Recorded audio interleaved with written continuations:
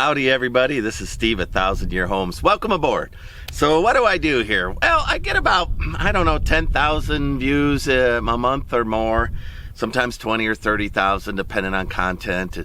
About 3,000 or 4,000 of our regular visitors, and then thousands and thousands and thousands that come and drop by, and but 95% of you are new viewers. I know that.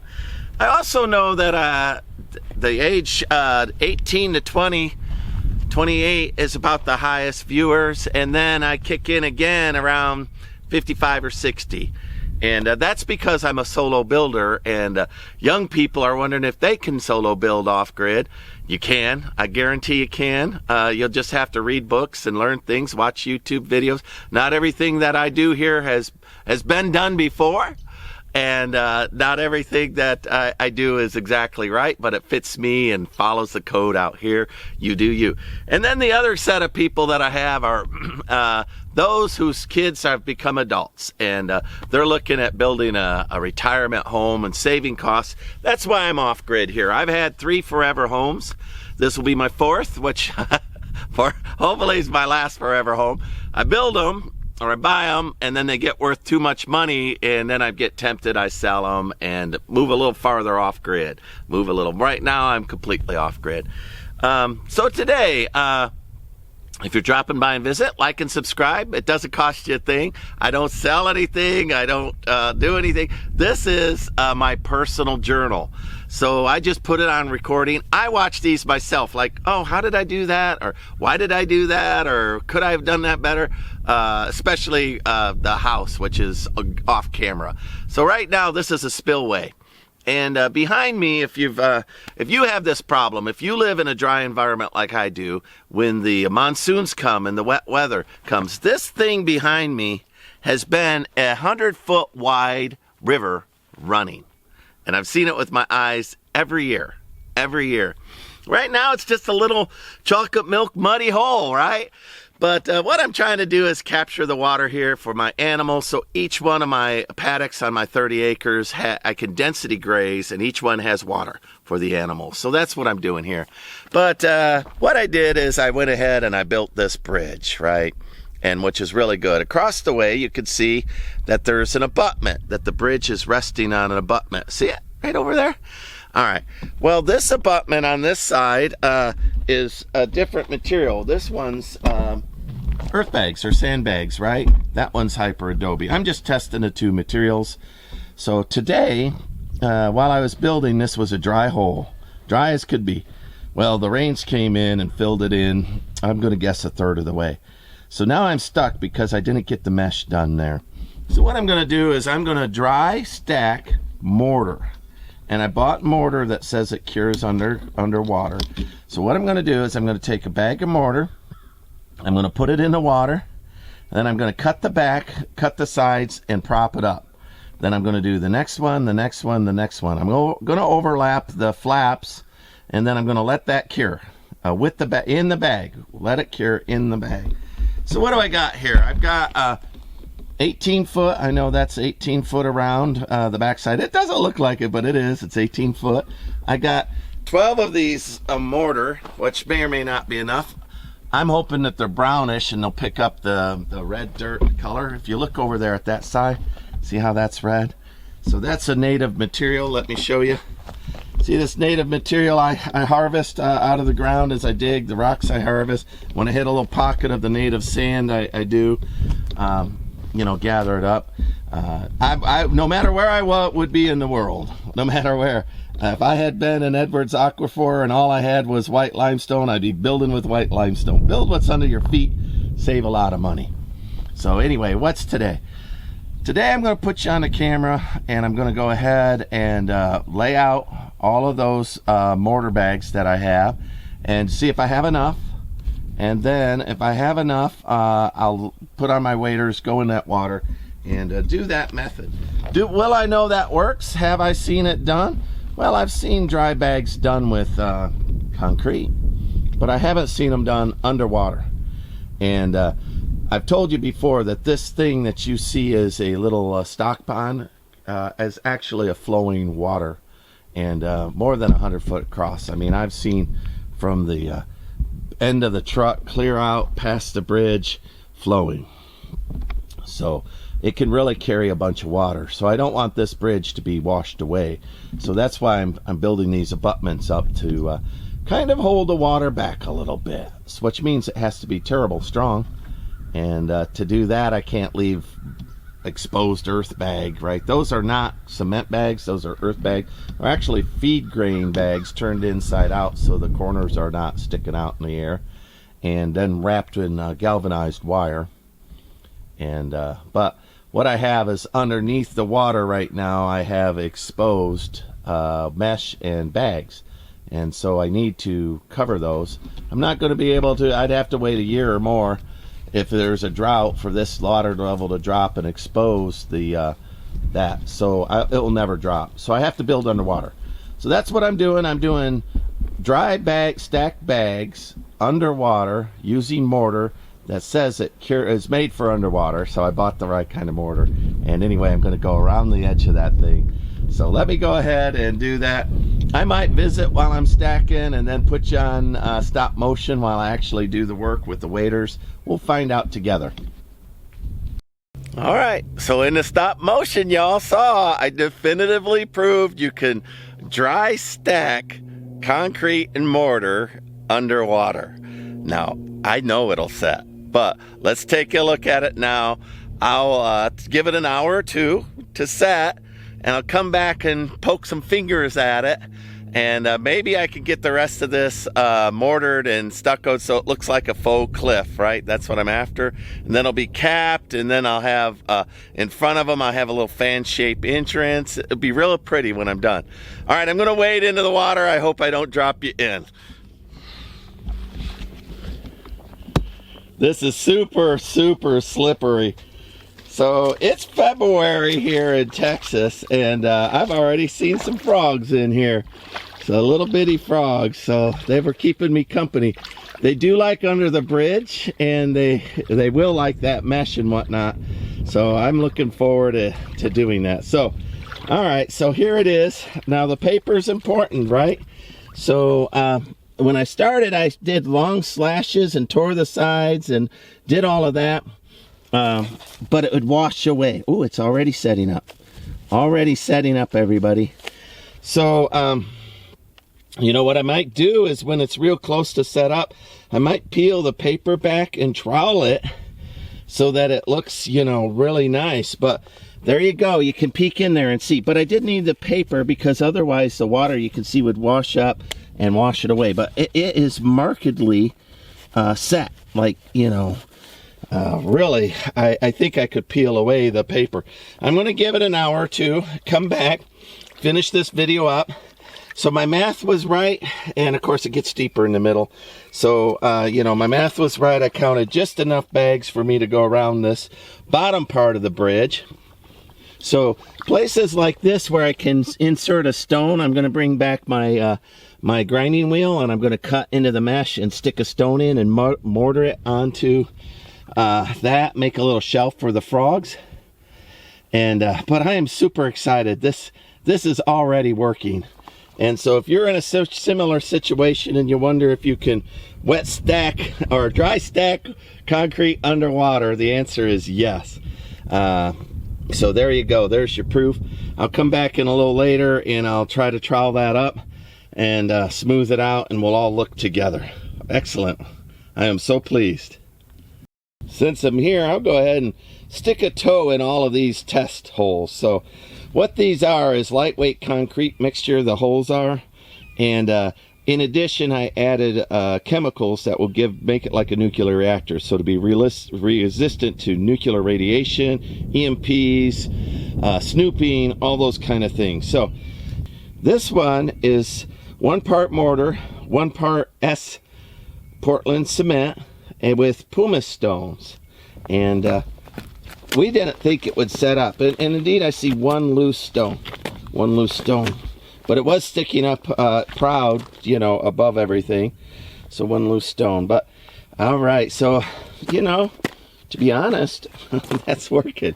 What's more solid is this one, which is a 1 to 6 mixture Portland cement with the radiation shielding materials in it, and then perlite. And it is solid. This feels like, once I put a top membrane over it, this feels like the best choice for a lightweight roof. And the roof is going to be, gosh, 1/8 of the normal weight of what a roof will be. This was styrofoam, and I was really hoping that it would work out, because it's I could find it for free, turn it back into beads with a weed eater. But as I step on it, it has a goosh. It has a goosh, and that goosh feels like if you walked across it a lot, you could see that little beads are coming loose very easily. Look at that. It's not a solid material. Here's the same, the lightweight styrofoam, but I added 2 parts in it, and it still brushes out. It's still, no, it doesn't really have a goosh. So if I coated all of this one maybe with, you know, like an inch of stucco, or, you know, whatever plaster I choose to use for a pole, because it'll be for a roof, that would hold up. This is 2, well, you know, 1 to 3, 2 to 6 mixture of the perlite.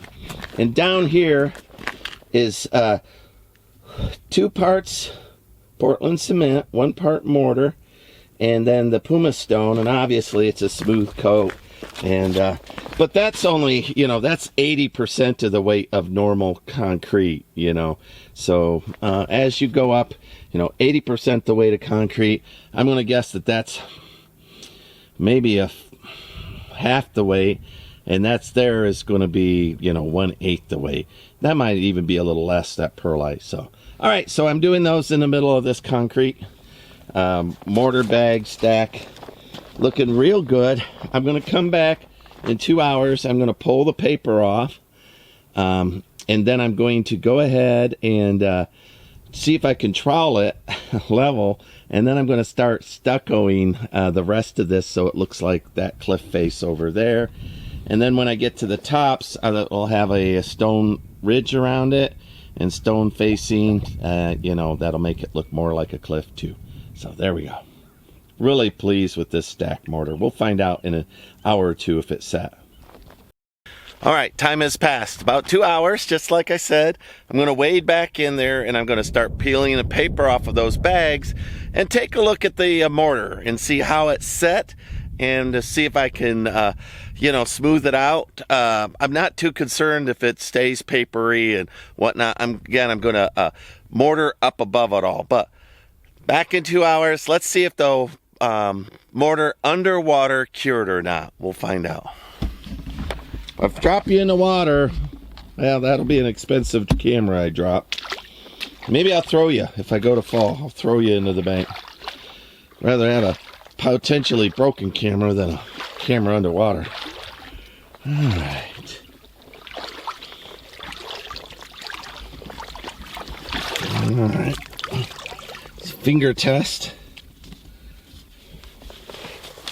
Oh yeah, looky there. All right. Well, for my purposes, this is pretty darn good. Oh, good. See, even this isn't so bad. You're like, oh, Steve, that didn't cure. Well, that's 2 hours. Not, you know, wasn't several days. All right. But what I'm going to do, I wanted that because what I want to do is level this. Let me show you. I brought a trowel, and what I wanted to do was potentially, if I could, make this level enough. Now I was hoping the brown color in the bag meant that this was brown, but obviously not. You could see if I hadn't used the bag that a lot of it would have just wandered off. But I am telling you, this is rock really, really hard. Like if I had wanted to make it smooth, 2 hours was too long. I'm gonna guess the curing rate was normal. You know, it was normal. That's too hard, but it looks like a cliff, so I get what I want out of it. So what I'll do this evening is I'll get my stucco bag and I'll pour stucco over the top with a bucket, and I'll screech it and clean all these up and get this surface ready for me to put stones on. So there you go. I've got this what's going to go on is I'm going to go ahead and, you know, stack stones here as if it's a cliff face. There we go. And then I'll stucco this in the next day or two. Get this project done. If I could get all the way to the top, then I could finish this project up. So wonderful, good.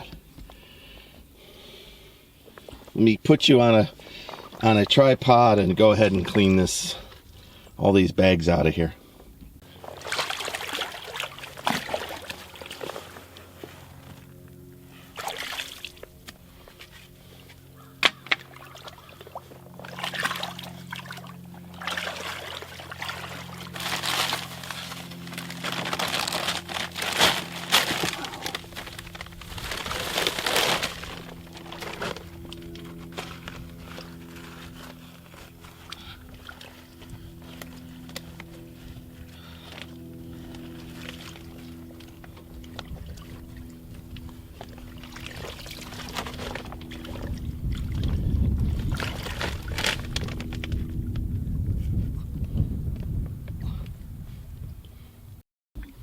All right, so if you're wondering, for some applications, if you can dry stack underwater, listen, those are rock hard and they're really up against that lath.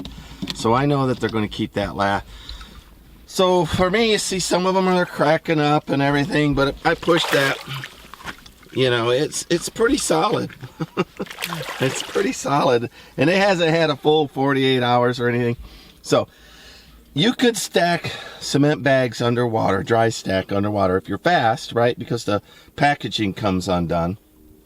For my application, I'm going to come back in here tomorrow or the next day, and I'm going to stucco a row of rocks on top and pour red stucco down through the cracks so it looks like my red mortar, red stucco, red cement mixed with iron oxide down through the cracks so it'll look like a cliff if water ever does drop. And then I'll have all those stones there on top of this row. In addition, where I find spots like this where there's room behind the mesh, I might saw it and stick a stone in sticking way out. And then the top will have a row as well. The rest of it, the stucco will be mixed real heavy with the iron oxide and the dirt will be ground in it. And it'll end up looking like that. So for my application, this was perfect because I needed to get going. And I'm just skimming the top of the water. So wonderful good. So yes, you can dry stack underwater. You'd have to be fast enough to keep the bags from turning to wet. And then I poked holes in all of the bags. So you're going to have to chop holes in the bags so that the moisture gets in. Some bags don't have plastic around them. Some do. These did have plastic around them. So I stripped all that away that I could. And then tomorrow I'll finish that up. So there you go.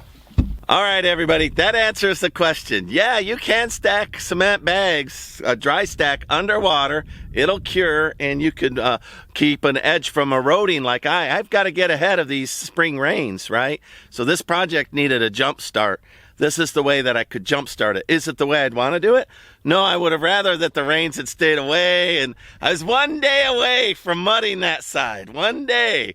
And the rain came, filled it with dirt up. They're not going to stop now. They'll be in regular, and they'll fill all this up, and then they'll be gone until October. Last year, this held water until October, and it was several feet shallower. I mean, it was just enough to get the water off the driveway. But this year, I think because I dropped it 4 feet, I think it's going to stay gone. So there we go. It doesn't look great, decoratively speaking, but I'll make it look better when I'm done. So you'll see, it'll be beautiful. But I just needed to get this jump started. I did that. The dry stack performed as I wanted it to perform. Those things are rock hard. And in the next, 48 hours as they cure in 2 weeks, nobody's going to scratch them, right? They'll be fine. So anyway, like, subscribe, follow me along. This is Steve. Bye.